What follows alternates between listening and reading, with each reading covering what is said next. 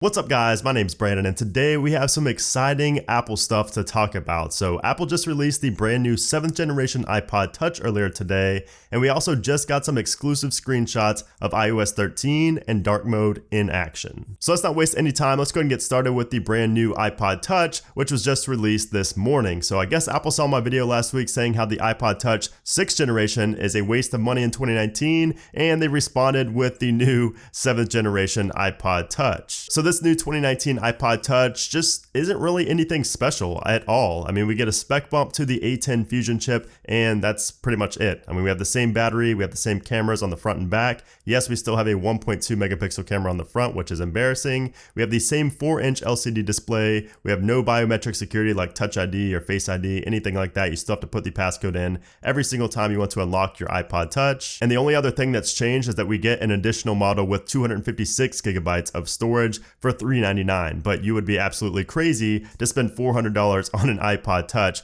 especially when there's phones out there like the Pixel 3a, which is literally the same price. So you'd be crazy to buy that, but that is the new iPod Touch. It is available today. And I will be getting one later this week to compare to the 6th generation iPod Touch, which I have right here in the red colorway, but I can already tell you right now it's not going to be worth the money. Even with the faster chipset, and even if you got 256 gigabytes, it would not be worth the money at all. So just watch my video from last week and you'll see exactly why it won't be worth the money. And now in much more exciting news, we got an exclusive first look at dark mode in iOS 13. So thanks to Rambo and 9to5Mac, we have these screenshots of the all new dark mode coming to iOS 13. And if we take a look at these screenshots, starting with the first one, you can see that the home screen looks pretty much the same with dark mode enabled. The only thing different is going to be the dock. You can see we have a more transparent, darker look in the dock, which actually looks a lot better than your typical dock. As you can see here on my iPhone, it's just the typical white blur.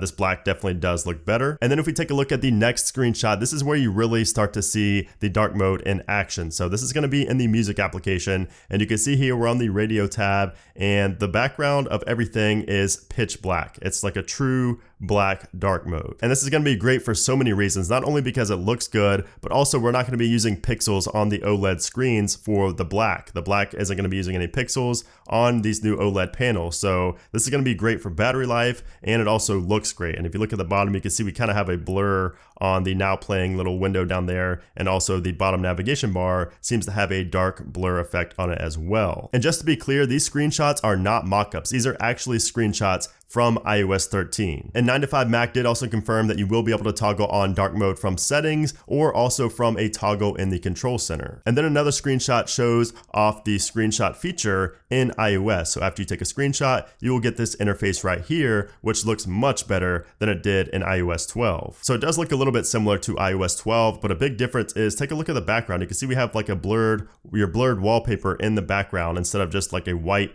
interface, which looks really ugly. So I'm just gonna take a screenshot and show you how it looked in iOS 12. We have like the white border all around, and it just looks really ugly, like these white markers and everything. It just does not look near as good as this screenshot shows iOS 13 is gonna look. You can see the pencil, the eraser, everything at the bottom also looks a lot more lifelike and actually has color, unlike in iOS 12 where it was just literally black and white and looked very tacky and ugly. And the same screenshot interface has also been redesigned on the iPad, which now uses a rounded tray at the bottom, and that tray that contains all these tools can be moved around the screen. So you can move it like to the side or to the top, and you can move these around, which is pretty cool. And then in the next screenshot, we also get a look at the new reminders application for iOS 13, and it shows it on iPad here. Now this will also be on iPhone. The new reminders app will also be on the iPhone, but it was just showcased in this leak on the iPad. So you can see it definitely looks a lot better than it did in iOS 12 here. Take a look at the difference here on my iPhone XR and how it is in iOS 13. Big difference, looks a lot better. And now it's looking like Apple is finally going to be able to compete with some of the competitors out there like Things and other applications that you use for reminders throughout the day. And then finally, we do have confirmation that the Find My Friends and Find My iPhone apps are also getting unified as one application. And I mentioned this in my top confirmed iOS 13 features video last week,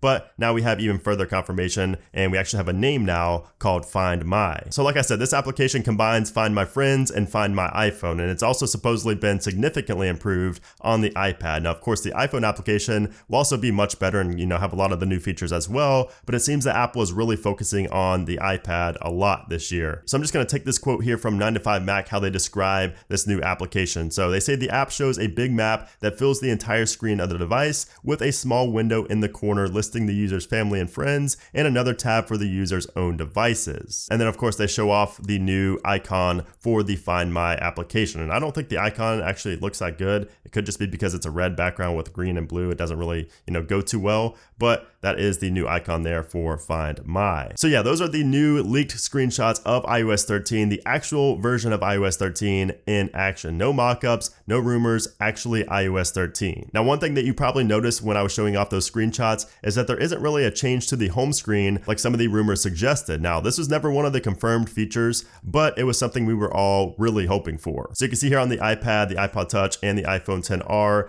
that we have the same grid layout for all these. We can't really move our icons to where we want to. We're kind of restricted to this grid view.